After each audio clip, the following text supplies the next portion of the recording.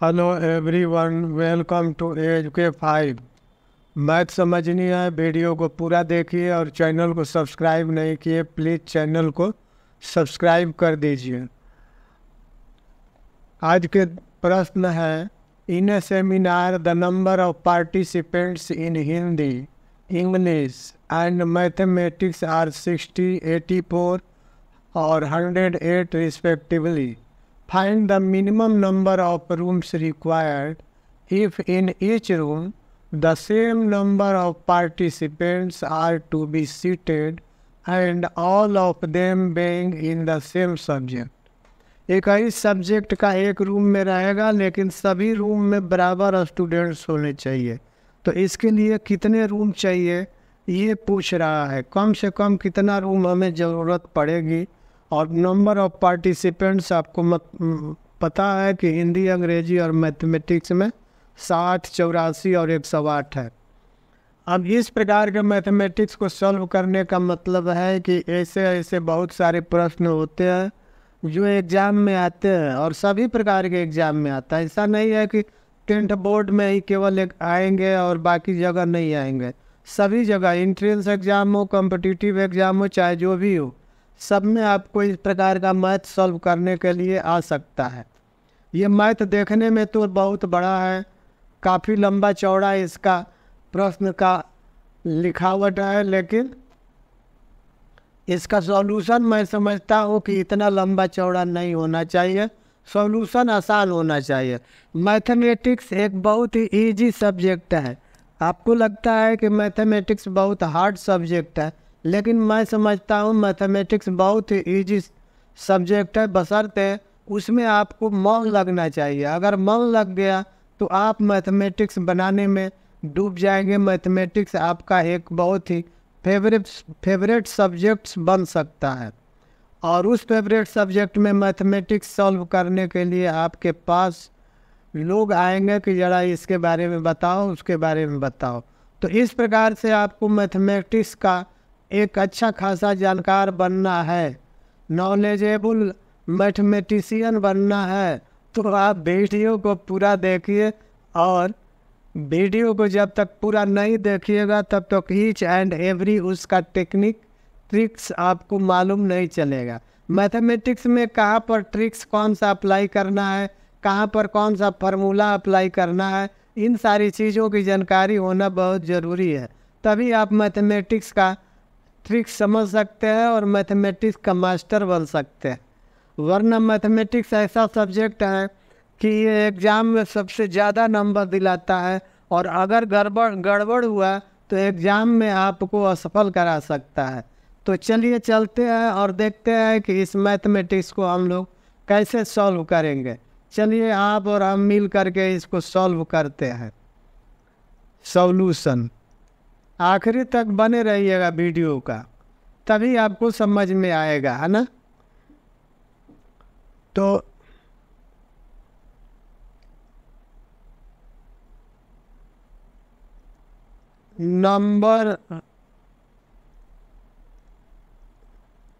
Number of participants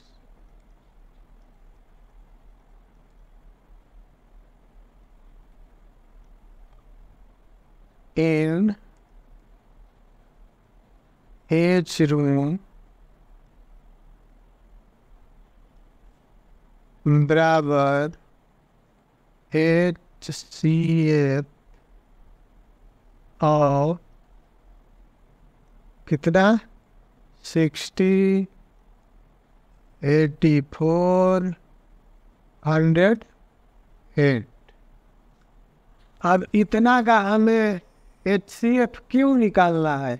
क्योंकि number of participants एक room में कितना होगा ये हमें निकालना है। चूँकि नंबर ऑफ रूम्स हमें ज्ञात करना है, लेकिन पार्टिसिपेंट्स एक रूम में कितने आएंगे इसके लिए मिनिमम नंबर ऑफ पार्टिसिपेंट्स हमको निकालना होगा। मीन्स हमें HCF निकालना होगा 60 का, 84 का और 108 का। तभी हमें accurate number of participants in each room पता चल पाएगा। तो चलिए HCF हम निकालते हैं पहले तो प्राइम फैक्टर निकालते हैं।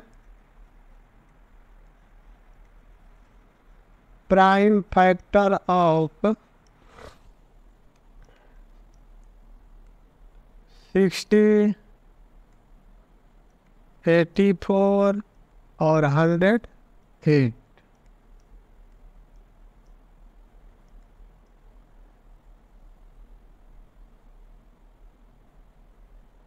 अब देखिए 60 का प्राइम फैक्टर होगा 2 इंटू 2 इंटू 3 इंटू 5 होगा, 2 2 4 3 12 25 60।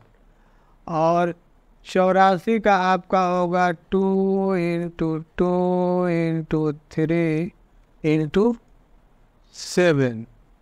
और 108 का प्राइम फैक्टर होगा 2 इंटू 2 इंटू 3 इंटू 3 इंटू 3, 108 हो गया। अब इस प्रकार से हमारा प्राइम फैक्टर तो ज्ञात हो गया। अब HCF कैसे निकालेंगे? तो HCF निकालने का तरीका तो आपको मालूम होगा कि जो कॉमन रहता है उसे ही हम HCF में लेते हैं। तो ये 2 हो गया इंटू, ये भी कॉमन है, तीनों में है तो 2 लेंगे। फिर ये भी ठीक तीनों में है तो इसे ले लिए। उसके बाद कोई ऐसा डिजिट नहीं है जो तीनों में शामिल हो, इसलिए ये हमारा HCF हो गया 12। अब ये means number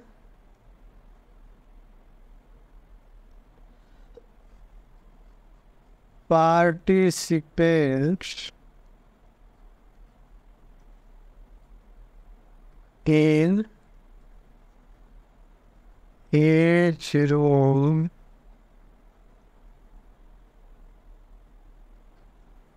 is equal to 12।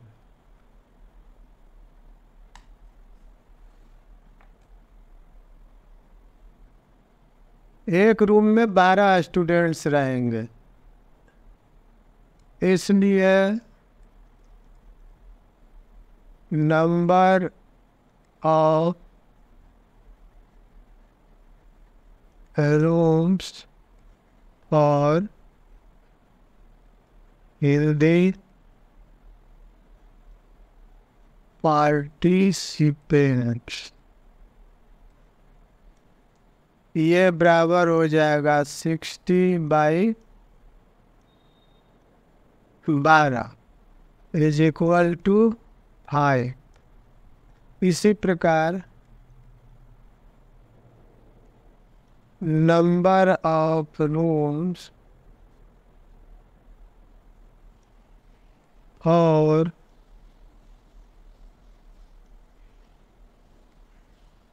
English participants, ये बराबर हो जाएगा 84/12 is equal to 7। Similarly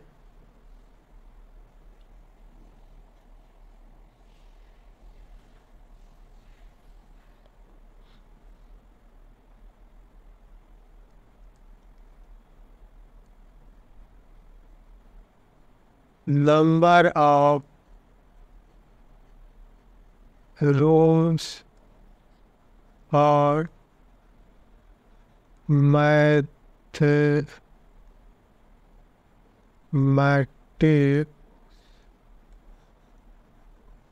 participants, ये बराबर हो जाएगा 108/12 इज इक्वल टू 9। इसलिए रिक्वायर्ड